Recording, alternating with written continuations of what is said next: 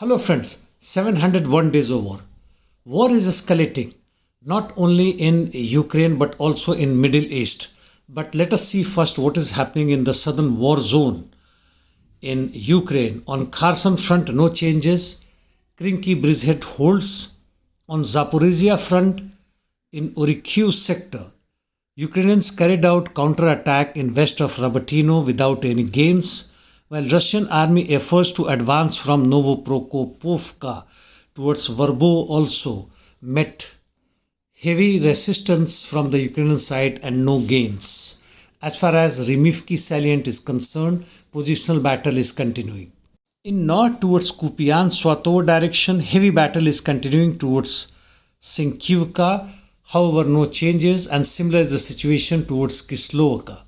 Russian army made some advance from Krakh-Malny direction towards Berestoye and has operational control over N26 highway and also advanced towards Tabayevka direction.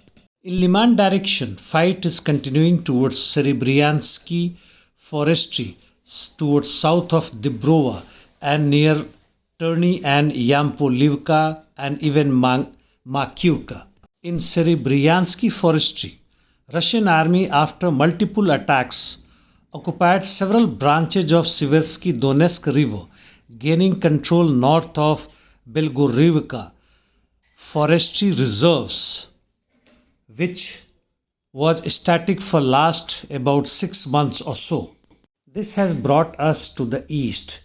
In north of Soledar Siversky sector, offensive operations by the Russian army from Vesely direction, continuing towards Vimka and Spornoye. On Bakhmut front, Russians made some gains towards Krasnoye. Further north towards Bogdanovka, no changes, but close to it on Zalizniansky direction they have made a good gains. In southern direction, battle continues on Klishivka front towards Krasnoye direction. In Avdiivka, towards southeast direction, Russian army has made some small gains, but its intensity of hostilities has reduced. Towards north, Stepnoye as well as towards Novobakhmutovka, no changes. In south, Russians made some marginal gains towards Pervomaisky direction. Marinka front, Russian army is continuously advancing towards Georgievka, though at slow pace. Russian offensive operations are continuing towards Krasnohorivka and also towards Novomikhailovka from southeast and as well as from the northern direction. On interdiction missions, Ukrainian missiles hit Il-76 transport aeroplane with 65 Ukrainian POWs over Belgorod. All of them, including crews, are dead. These Ukrainian POWs were being brought there for exchange of POW between the two countries. However, that will not take place now. Another plane, similar to the previous one, with 80 POWs, was behind it and was asked to return back after this incident. Ukrainians are also continuously using drones to hit target in Bryansk, Belgorod and other regions. This particular incident, that is shooting down of Il-76, has brought huge repercussions from the Russian side. They are even bringing this particular issue in the United Nations Security Council. Nonetheless, there does not seem to be any change as far as the war policies of Russia is concerned. They are continuing with special military operations. Ukrainians also hit Topse oil refinery in Krasnodar in northeast shore of Black Sea, and huge explosions were reported.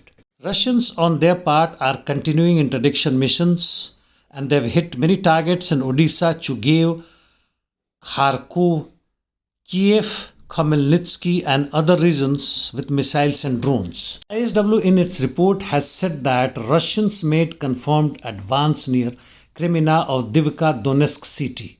By the way, total number of Russian POWs in Ukraine are close to 1200 as reported.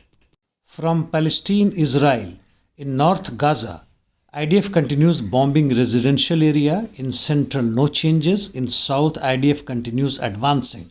As far as Lebanon-Israel border is concerned, cross-firing continues.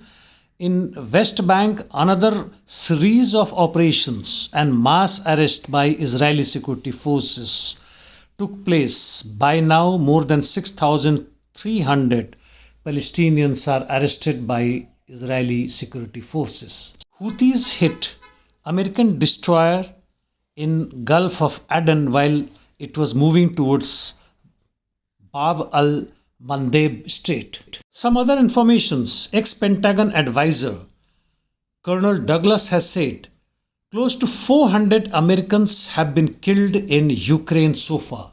Huge protests by the farmers and their allies workers continuing in entire Europe. Few of them are Belgium, France, Germany, Italy, Netherlands, Norway, Poland, Romania, Scotland, Slovenia, Spain, Lithuania and Scotland. Their demands are to curb inflation and stop cheap food/grain imports from Ukraine. Wonder what pro-Ukrainian forces have to say about this. Top ex-military men and politicians who held responsible positions in US, NATO, European Union are forecasting that even if NATO does not intervene in Russian-Ukrainian war, many of them individually will send their forces like UK, Poland into Ukraine to defend Ukraine against Russian onslaughts. Russian African Corps consisting of 100 people has reached Burkina Faso. Soon 200 more will be joining to safeguard the Burkina government as well as people. Recently, Russia had a meeting with Ghana top minister in Moscow. Finally, British military chief had said that looking at the present global situation, they need to increase their army strength. And it must be stated here that so-called Steadfast Defender 2024, 90,000 NATO troops of 32 members participating in close proximity of Russian border, trying to escalate the whole situation. And that's all from my side for the day. However, looking forward for your comments as ever. See you tomorrow, friends. Thank you.